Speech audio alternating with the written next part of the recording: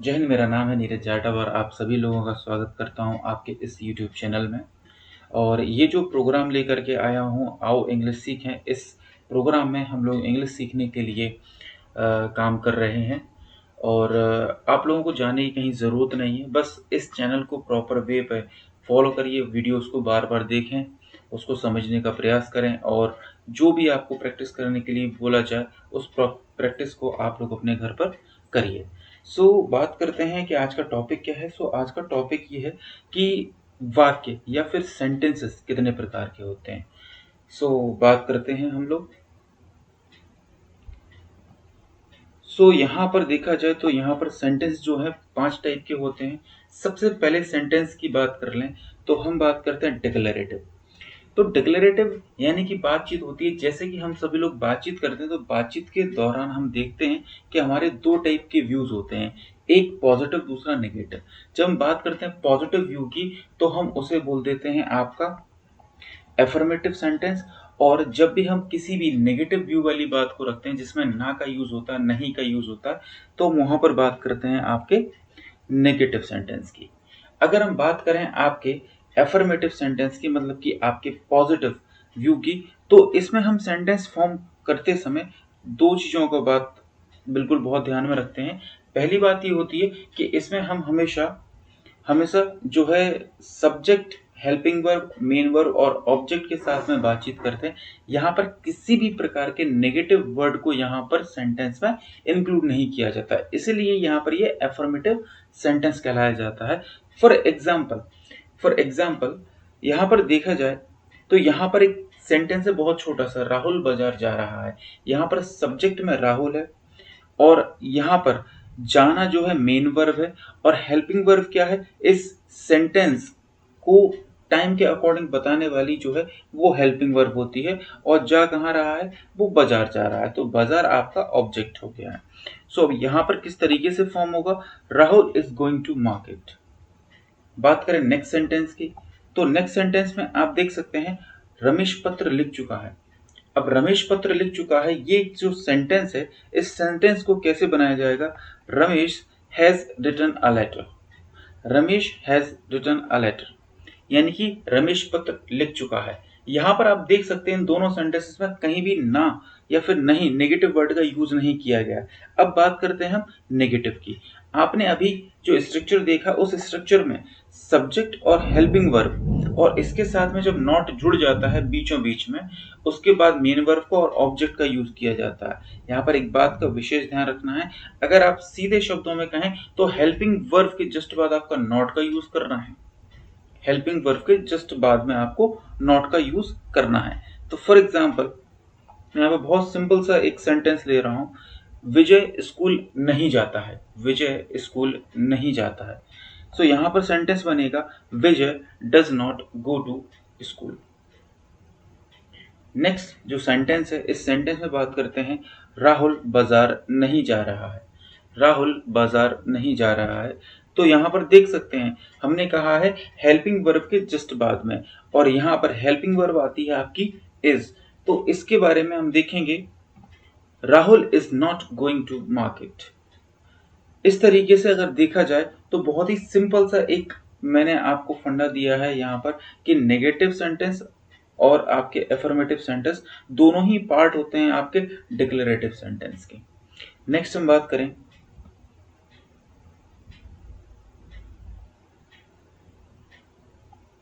Next अगर हम बात करें तो ये यहाँ पर आता है प्रश्नवाचक।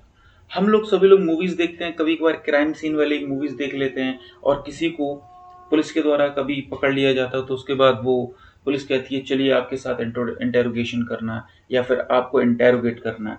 तो वहां पे वो आपसे सवाल पूछती है, आप उस चीज के रिगार्डिंग आंसर देते हो। कभी सब पुलिस जो है छोटे मोटे मतलब कि छोटा सा क्वेश्चन पूछ लेती है, क्या आप वहां पर थे, तब आप वहां पर सिंपल सा आंसर देते हो, हाँ या ना।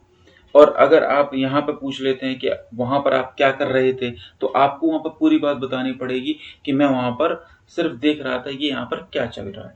इस प्रकार की चीजें जो है आपको देखने के लिए मिलती हैं। सबसे पहले बात करते हैं तो इंटेरोगेटिव जो सेंटेंसेस होते हैं वो 2 पार्ट में टूटते हैं, एक क्लोज एंडेड या फिर सिंगल इंटेरोगेटिव सेंटेंस।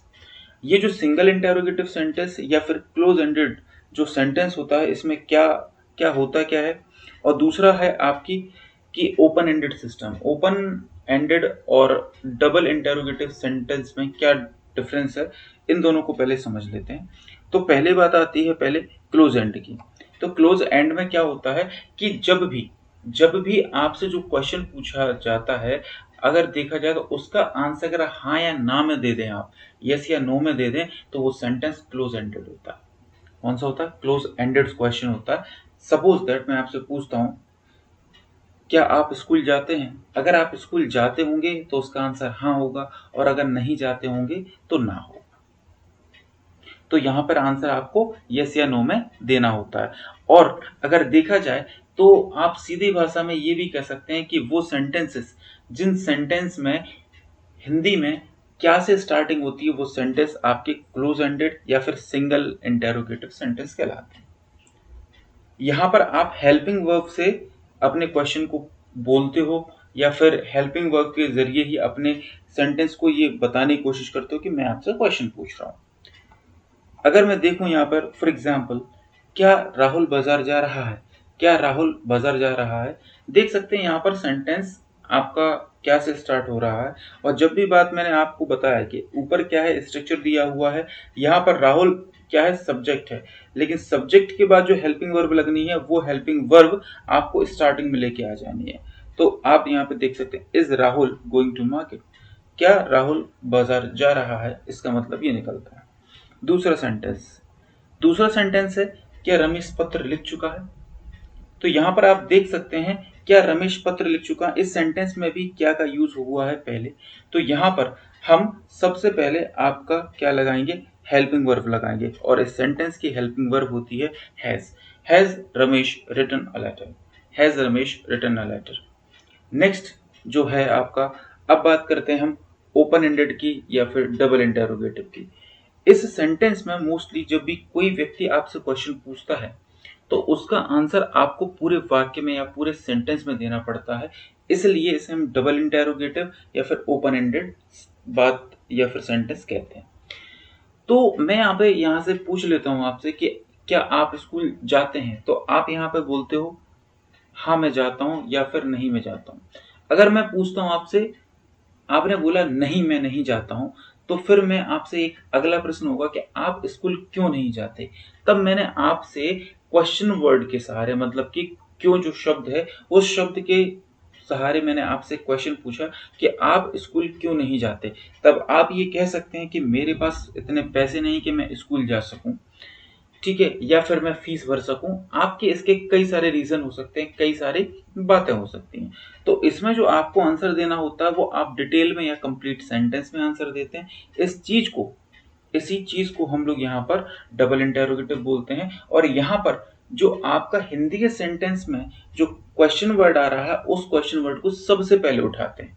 सबसे पहले क्वेश्चन वर्ड उठाते हैं, इसके बाद आप हेल्पिंग वर्ब का इस्तेमाल करते हो और सब्जेक्ट का इस्तेमाल करते हो, फिर मेन वर्ब का और देन ऑब्जेक्ट का।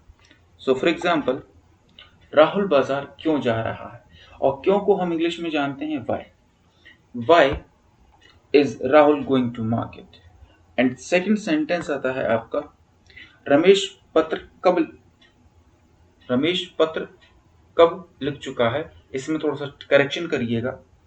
इसका जो बात की जाए, इसको हम इंग्लिश में किस तरीके से बनाते हैं, इंग्लिश में कैसे बनाते हैं, सबसे पहले हम कब को लेंगे, मतलब कि क्वेश्चन वर्ड को लेंगे, और आपका हेल्पिंग वर्ब हैज इसमें लगेगा, क्योंकि यहाँ पे सिंगुलर नाउन है आपका। सो यहाँ पे देखते हैं, when has Ram Ramesh written a letter. इस टाइप से ये सेंटेंस आपका बन जाता है। नेक्स्ट अगर मैं बात करूं, तो बात आती है इंपेरेटिव सेंटेंस की। इंपेरेटिव सेंटेंस क्या होते हैं, इन सेंटेंस के बारे में थोड़ा सा हम देख लेते हैं।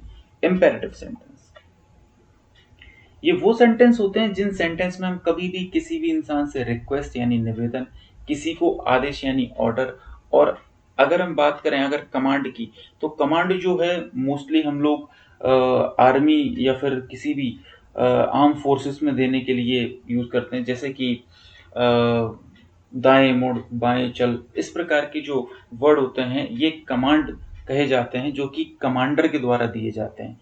ठीक है? और अगर नॉर्मल डे में आप किसी को कमांड देते हो तो वो आपका ऑर्डर कहलाएगा, ना कि कमांड कहलाएगा। सो यहाँ पर बात की जाए तो रिक्वेस्ट की बात की जाए, मेरे पास में एक बच्चा है, मैं उस बच्चे से बोलता हूँ क्या मुझे 1 गिलास पानी मिलेगा? तो मैं यहाँ पर एक तरीके से रिक्वेस्ट कर रहा हूँ, क्या आप मेरे लिए 1 गिलास पानी ला देंगे? अगर मैं ये कहूँ, एक बात कहूँ कि जाइए 1 बाल्टी पानी भर के लाइए, ये जो इस प्रकार का आपने सेंटेंस सुना है, जाइए पानी भर के लाइए, ये बॉयज़ लोग काफ़ी ज़्यादातर सुनते होंगे अपने पेरेंट्स के द्वारा। जा 1 गिलास पानी ले आ, या जा 1 बाल्टी पानी भर ला। इस प्रकार के शब्दों का ज़्यादातर चयन देखने को मिलता है। सो यहाँ पर देखते हैं कि जब भी रिक्वेस्ट या ऑर्डर या कमांड की बात आती है, तो हम यहाँ पर वर्ब की फर्स्ट फॉर्म लगाते हैं और ऑब्जेक्ट के साथ उसको कनेक्ट कर देते हैं। सो यहाँ पर फॉर एग्जाम्पल की बात करें, जैसे कि दरवाजा बंद करो, क्लोज द डोर। अगर मैं बात करूं कि 1 गिलास मुझे पानी ला दीजिए, please give me a glass of water. तो यहाँ पर अगर देखा जाए तो मैं यहाँ पर पहले सेंटेंस में ये बोल रहा हूँ कि जाओ जाके दरवाजा बंद करो, और दूसरे सेंटेंस में ये कहना चाहता हूँ कि मुझे 1 गिलास पानी दीजिए। मेरे भाव में दोनों में आपको पता चल रहा होगा कि रिक्वेस्ट क्या हो रही है और ऑर्डर क्या हो रहा है। सो इसी फेज में हम नेक्स्ट सेंटेंस पे चलते हैं। नेक्स्ट सेंटेंस है आपका एक्सक्लेमेटरी। एक्सक्लेमेटरी सेंटेंस वो सेंटेंस होते हैं जिन सेंटेंसेस में आपको ऐसा फील होता है कहीं पर कि कोई आश्चर्यजनक कोई वस्तु दिख गई। सपोज दैट एक लड़का है, अपने पेरेंट्स से बहुत दिनों से एक रिक्वेस्ट कर रहा है, एक जिद कर रहा है कि पापा मुझे एक बाइक दिला दीजिए, पापा मुझे एक बाइक दिला दीजिए। और पिताजी ने बहुत दिनों से 6, 7, 8 महीने से उस चीज़ को नेग्लेक्ट करते जा रहे हैं, नज़रअंदाज करते जा रहे हैं। और एक दिन क्या होता है कि बच्चा अपनी कोचिंग से जब लौट रहा होता है तो अपनी गैराज में एक चमचमाती नई बाइक देखता है। अब वो आप जो भी चाहें इमेजिन कर सकते हैं आप, शायद हो सकता है रॉयल एनफील्ड के फ़ैन हो, या R15 के फ़ैन हो, या फिर आप हायाबुसा के फ़ैन हो, जो भी आपको अच्छा लगे आप उसको एज्यूम कर सकते हैं। सो यहाँ पर देखते हैं कि यहाँ पर वो आपको बाइक दिखाई देती है। तब उस टाइम पे जो आपके मन में जो फीलिंग आएगी उस चीज़ को हम अगर रिप्रेजेंट करेंगे, उस बात को अगर हम लिखेंगे, तो उसे हम एक्सक्लेमेटरी सेंटेंस में लिखेंगे। किसमें लिखेंगे? एक्सक्लेमेटरी सेंटेंस में लिखेंगे। मान लेते हैं क्लास में एक लड़की, उस लड़की को मैं ज़ोर से डाँट देता हूँ और उस लड़की को बड़ा ही बुरा लगता है, उस समय दुःख बहुत ज़्यादा महसूस होता है। तब वो लड़की जो है ना, वो बहुत ज़्यादा दुःख व्यक्त करती है, और साइड में एक जो दूसरी लड़की होती है वो बोलती है कि चिंता मत कर, मैं तेरा दोस्त समझती हूँ। तो वो ये कहेगी तू मेरा दुःख नहीं समझती है, क्योंकि जो मुझ पे बीता है 25, 50, 100 लोगों के बीच में जो मेरी इंसल्ट हुई है, तू उसको फील नहीं कर सकती। ठीक है? तो उस टाइम पे जो दुःख होगा सिर्फ वही महसूस कर सकती है जिसके साथ वो घटना घटी है। तो दुःख की बात हो, सुख की बात हो, खुशी की बात हो, तो यहाँ पर हमें आपको देखने के लिए मिलता है। मतलब कि एक आश्चर्यजनक सिचुएशन जो होती है वो यहाँ पर आप देखने के लिए मिलती है। तो यहाँ पर हम लोग कई प्रकार से सेंटेंसेस बनते हैं। तो टाइप 1 में देख सकते हैं कि जहाँ पर व्हाट के साथ में नाउन जुड़ जाए। कभी-कभार आप कभी अपने दोस्त के साथ जाते हो, कभी दोस्त आपका कहता है चल मैं चलता हूँ तुझे एक जगह लेकर के। तो आप वहाँ पर एक कोई प्लेस है और बढ़िया बेहतरीन प्लेस पे आप खड़े होकर देखते हो, वहाँ सुंदर-सुंदर पहाड़ और ठंडी हवा चल रही है। तो उस टाइप से आप उसको या बोलेंगे व्हाट अ प्लेस यार, मज़ा आ गया, व्हाट अ प्लेस।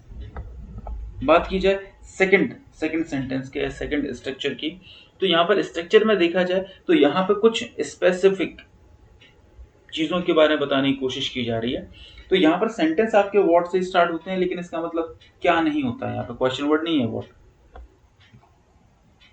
सो यहाँ पर देखने को मिलता है हाउ ब्यूटीफुल यू आर। आप एक लड़की को देखते हैं और वो लड़की बहुत ज़्यादा सुंदर है, तब आपके मुंह से निकल जाता है हाउ ब्यूटीफुल यू आर, कितनी सुंदर है वो।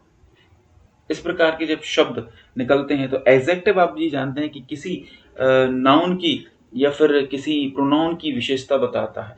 तो यहाँ पर आप देख सकते हैं हाउ ब्यूटीफुल यू आर, मतलब मज़ा आ गया, बहुत सुंदर हुआ। बात करें हम यहाँ पर कि आपके इस सेंटेंस में आप देख सकते हैं कि यहाँ पर आपके एडजेक्टिव या एडवर्ब का इस्तेमाल होता है और सब्जेक्ट का इस्तेमाल होता है।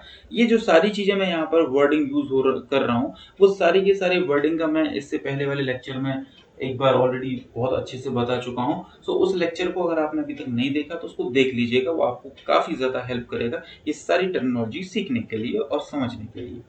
इसका एग्जाम्पल देखते हैं, हाउ फास्ट सी रन, वो कितना तेज दौड़ती है। एक आश्चर्यजनक सिचुएशन होती है। वैसे मोस्टली लड़कियों का ऐसा कहना मानना होता है कि बहुत कम ऐसी लड़कियां होती हैं जो स्पोर्ट्स में पार्टिसिपेट करती हैं, लेकिन अगर कोई लड़की कहीं पर किसी को कंपटीशन दे रही है तो मतलब पहली बार उसे उसे किसी ने दौड़ते हुए देखा तो वहां पर क्या बोलता है, यार ये तो कितना तेज दौड़ती है। तो वहां पर एक आश्चर्यजनक जो सिचुएशन पैदा होती है वो उस इंसान उस चीज को फील कर पाता है। वहीं पर इस सेंटेंस का यूज होता है, हाउ फास्ट सी रन्स, वह कितना तेज दौड़ती है।